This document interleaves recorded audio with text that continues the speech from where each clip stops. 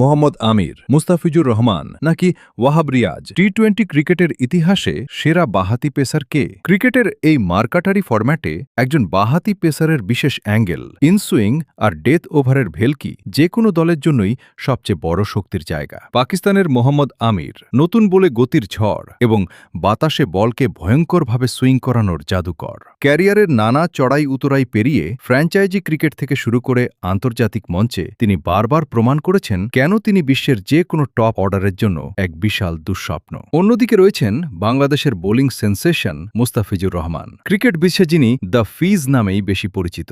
অভিষেকের পর থেকেই স্লোয়ার এবং জাদুকরি কাটার দিয়ে তিনি পুরো বিশ্বকে তাক লাগিয়ে দিয়েছিলেন। বিশেষ করে আইপিএল থেকে শুরু করে আন্তর্জাতিক মঞ্চের ডেথ ওভারে রান আটকে রেখে ব্যাটসম্যানদের বোকা বানাতে তার জুড়ি মেলা ভার। এই তালিকায় আরেকজন হলেন পাকিস্তানের সাবেক কিংবদন্তি পেসার ওয়াহাব রিয়াজ। তার এক্সপ্রেস গতি, চোখের পলকে ধেয়ে আসা বাউন্সার, ভয়ডরহীন আগ্রাসন এবং পুরনো বলের রিভার্স সুইং টি-20 ক্রিকেটের ইতিহাসে এক আলাদা রোমাঞ্চ তৈরি করেছিল। পাকিস্তান সুপার লিগ বা পিএসএল-এর সর্বকালের অন্যতম সফল এই পেসার ব্যাটসম্যানদের বুকে কাঁপন ধরাতে ছিলেন ওস্তাদ। এই তিনজনই বিশ্বজুড়ে ফ্র্যাঞ্চাইজি লিগ এবং আন্তর্জাতিক অঙ্গনে বল হাতেতে রাজত্ব করেছেন। কিন্তু যখন আমরা তাদের সম্পূর্ণ টি-20 ক্যারিয়ারের সব লিগ ও আন্তর্জাতিক ম্যাচের পরিসংখ্যান একসাথে মেলাবো, তখন কে হবেন সেরা, কে সবচেয়ে বেশি কার্যকর? চলুন দেখে নেওয়া যাক। চলুন দেখে নিই কে কয়টি ম্যাচ খেলেছেন। পুরো টি-20 ক্যারিয়ারে মোহাম্মদ আমির খেলেছেন ৩২০টি ম্যাচ, মুস্তাফিজুর রহমান খেলেছেন ২৭৫টি ম্যাচ এবং ওয়াহাব রিয়াজ খেলেছেন ৩৪৮টি ম্যাচ। এখানে ওয়াহাব রিয়াজ সবচেয়ে বেশি ম্যাচ খেলেছেন। তবে উইকেট শিকারের বিচারে কে এগিয়ে? মোহাম্মদ আমির নিয়েছেন ৩৭৫টি উইকেট এবং তার সেরা বোলিং ফিগার হল ১৭ রানে ৬টি উইকেট। মুস্তাফিজুর রহমান নিয়েছেন ৩৫৫টি উইকেট এবং তার সেরা বোলিং হল ১০ রানে ৬টি উইকেট। আর ওয়াহাব রিয়াজ নিয়েছেন ৪১৩টি উইকেট এবং তার সেরা বোলিং ফিগার হল ৮ রানে ৫টি উইকেট। এখানে উইকেট শিকারের দিক থেকে ওয়াহাব রিয়াজ সবচেয়ে এগিয়ে আছেন। তিনি তার লম্বা ক্যারিয়ারে সারা বিশ্বজুড়ে দারুণ ধারাবাহিক ছিলেন। অন্যদিকে সেরা বোলিং ফিগারের দিক দিয়ে মুস্তাফিজুর রহমান এবং মোহাম্মদ আমিরের স্পেল দুটি এই ফরম্যাটে সত্যি অবিশ্বাস্য। এবারে দেখে নেব তাদের বোলিং গড়।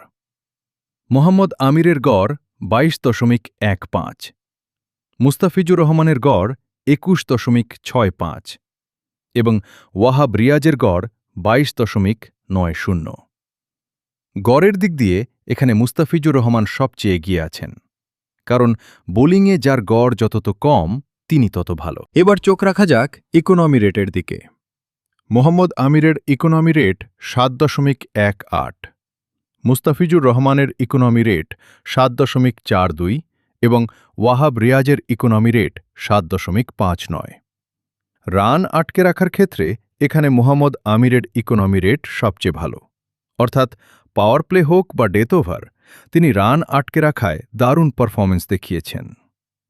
এবার আসি স্ট্রাইক রেটের পরিসংখ্যানে।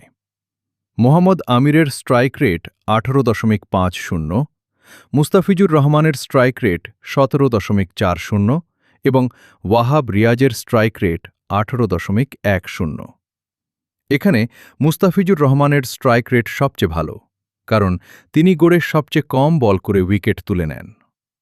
সবশেষে দেখে নেব ইনিংসে ৫ উইকেট বা 5 উইকেট হোলের হিসেব। পুরো টি-20 ক্যারিয়ারে মোহাম্মদ আমির ২ বার ৫ উইকেট পেয়েছেন, ওয়াহাব রিয়াজ ৩ বার ৫ উইকেট পেয়েছেন এবং মুস্তাফিজুর রহমান ৪ বার ৫ উইকেট পেয়েছেন। এখানে মুস্তাফিজুর রহমান সবচেয়ে বেশিবার ৫ উইকেট পেয়েছেন।